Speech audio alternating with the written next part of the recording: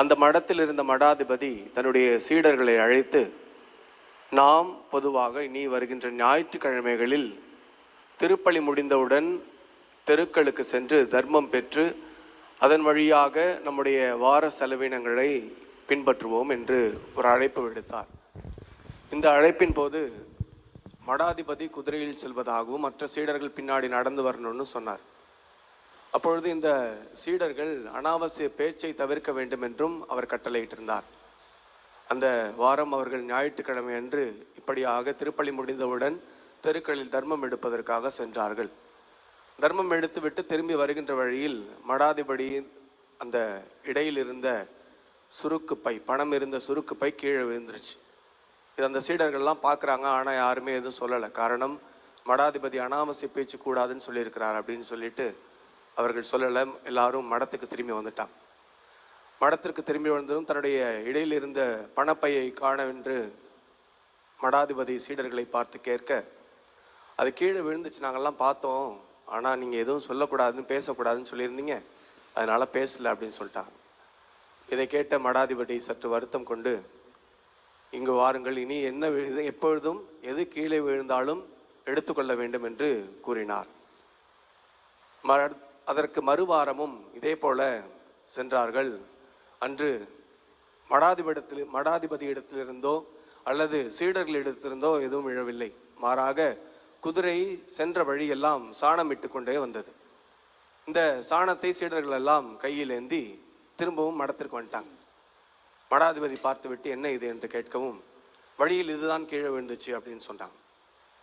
மடாதிபதி மீண்டும் வருத்தமுற்று, இங்கே வாங்க, என்ன எடுக்கணும் என்ன எடுக்கக்கூடாதுன்னு சொல்லித்தரேன் அப்படின்னு சொல்லிட்டு ஒரு பட்டியல் இட்டு கொடுத்தார். அதற்கு மறுவாரமும் இதே போல சென்றார்கள். அன்று நல்ல மழை. குதிரை சற்று வழுக்கி விழவும் மடாதிபதியும் கீழே விழுந்து விட்டார். அனைவரும் அவர்களிடத்தில் இருக்கிற அந்த லிஸ்ட் எடுத்து பார்க்குறாங்க. மடாதிபதியோட பேர் அதில் இல்லை. உடனே யாருமே அவரை தூக்க விடவில்லை. இதை பார்த்த மடாதிபதி, யாராவது தூக்கி விடலாம்ல அப்படின்னு சொல்லி கேட்கவும், உங்களுடைய பேர் இந்த லிஸ்ட்டில் இல்லை, அதனால் எங்களால் தூக்க முடியாது என்றார்கள். மடாதிபதி பயந்து போய், இனி நமக்கு ஏதாவது ஒன்றுன்னா இவங்க நம்மளை இப்படியே விட்டுருவாங்க அப்படின்னு சொல்லிட்டு அந்த மடத்தை மூடிவிட்டு சென்று விட்டார்.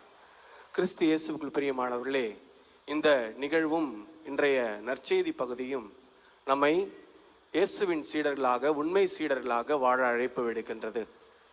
இந்த உண்மை சீடத்துவம் அல்லது இயேசுவின் சீடத்துவத்திற்கு 3 முக்கியமான விஷயங்கள் தேவையாக இருக்கிறது. அது இந்த கதையில் வந்த சீடர்களிடத்திலே இல்லாமல் இருந்தது சற்று வருத்தத்திற்குரியதாகவே இருக்கிறது. ஆனால் இயேசுவின் சீடர்களிடத்திலும் அன்னை மரியாளிடத்திலும் இவை பலமாக இருந்தது. அதை பற்றி நாம் சிந்தித்து பார்ப்போம். முதலாவதாக மனதில் தைரியம். மனதைரியம் என்பது அந்த சீடர்களுக்கு மிகவும் அவசியமான ஒன்றாக இருந்தது. நம்முடைய வாழ்க்கையிலும் ஏதாவது ஒரு நல்லது செய்ய போகும்போது யாராவது திட்டுவாங்களோ அப்படின்னு சொல்லிட்டு பயந்துக்கிட்டு நாம் அந்த நல்லதை செய்யாத மக்களாகவே இருந்து விடுகிறோம். இரண்டாவதாக பார்வையில் தெளிவு. வழியெல்லாம் குதிரையிடுவது சாணம் என்பது அவர்களுக்கு தெரியும். ஆனாலும் கூட அதை எடுப்பதற்கு அவர்கள் கடமைப்பட்டிருந்தார்கள். காரணம், எது தேவை எது தேவையில்லை என்று அவர்களுக்கு புரியாதவர்களாக அவர்கள் இருந்தார்கள். எனவே அவர்களிடத்தில் எதிர்பார்க்கப்பட்ட விஷயம் பார்வையில் தெளிவு. மூன்றாவதாக செயலில் துணிவு. மடாதிபதி கொடுத்த லிஸ்ட்ல இருந்தல அவர் பேர் இருந்தாலும் அவர் தங்களுடைய மடாதிபதி என்ற உணர்வு அவர்களிடத்தில் இருந்திருந்தால் நிச்சயமாக அவர்கள் சொல்லாத ஒன்றையும் செய்வதற்கு தயாராக இருந்திருப்பார்கள். கிறிஸ்து இயேசுவுக்குள் பிரியமானவர்களே, அன்னையின் அன்பு பக்தர்களே, இந்த 3 காரியங்களும் இயேசுவின் சீடர்களிடத்திலே மிகவும் அதிகமாக இருந்ததை நாம் பார்க்கிறோம்.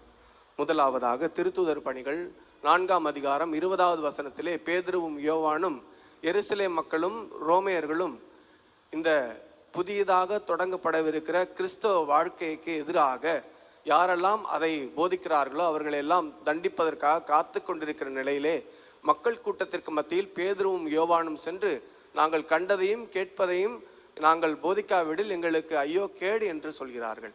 இதை பார்க்கும்பொழுது நமக்கு மிகவும் உறுதியாக தெரிகிறது அவர்களுடைய மனதைரியம்.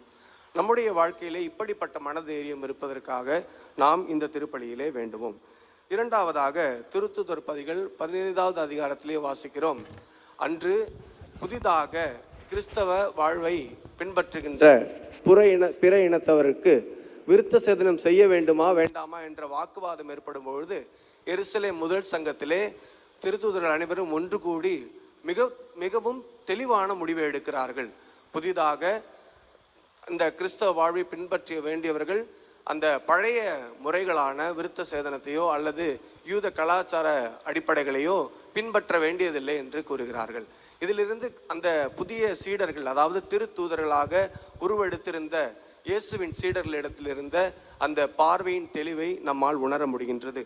மூன்றாவதாக, இயற்கை மரணம் அடைந்த யோவானை தவிர மற்ற 11 திருத்தூதர்களும் இயேசுவுக்காக சாட்சியம் புரிந்து மறை சாட்சியாக மரித்ததை நாம் பார்க்கும் பொழுது அவர்களுடைய செயல்களில் இருந்த துணிவை நம்மால் பார்க்க முடிகின்றது.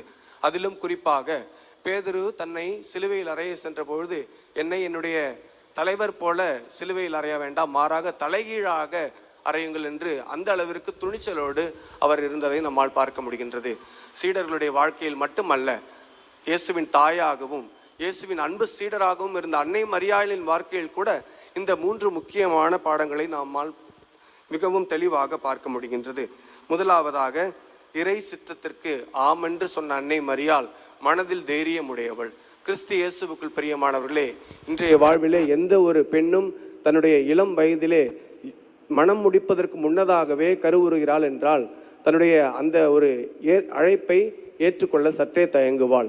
ஆனால் அன்னை மரியாள் இறைவனின் சித்தத்தை ஆம் என்று சொல்லி, என்ன நடந்தாலும் நானும் என்னுடைய இறைவனும் இந்த மீட்பிற்கு துணையாக இருப்போம் என்ற அந்த ஒரு எண்ணத்தோடு இறைவனின் சித்தத்திற்கு மன தைரியத்துடன் ஆம் என்று சொன்னதை நாம் பார்க்கிறோம். இரண்டாவதாக, கானாவூர் திருமணத்திலே அந்த தம்பதியர்களுக்கு ஏற்பட்ட ஒரு நிலையை பார்க்கும் பொழுது அவர்களுக்காக மனம் இறங்கி இயேசுவிடத்திலே சென்று அவர்களுக்காக பரிந்து பேசுகிறார். இது அவருடைய பார்வையின் தெளிவை பற்றி மிகவும் அழகாக எடுத்து காட்டுகின்றது. இதுவே நாம இருந்தோம் என்றால் அந்த திருமணத்தில் நமக்கு ரசம் கிடைக்க வேண்டியதான் நம்முடைய வருத்தம் இருக்கும். மாறாக அன்னை மரியாளுடைய வாழ்க்கையில் அந்த குடும்பத்தின் நிலையை அவர் எண்ணி பார்க்கிறார். இந்த அளவிற்கு அன்னை மரியாளுடைய வாழ்க்கையிலும் அவரும் ஒரு உண்மை சீடராக பார்வை தெளிவுடையவராக இருந்தார். மூன்றாவதாக, இந்த செயல்களில் உள்ள துணிவை பற்றி பார்க்கும் பொழுது அன்னை மரியா கல்வாரி பயணத்திலே இயேசுவோடு செல்கின்ற தாயாக இருந்தார், சீடராக இருந்தார். எந்த ஒரு தாயும் விரும்பாத ஒரு தருணம் அது.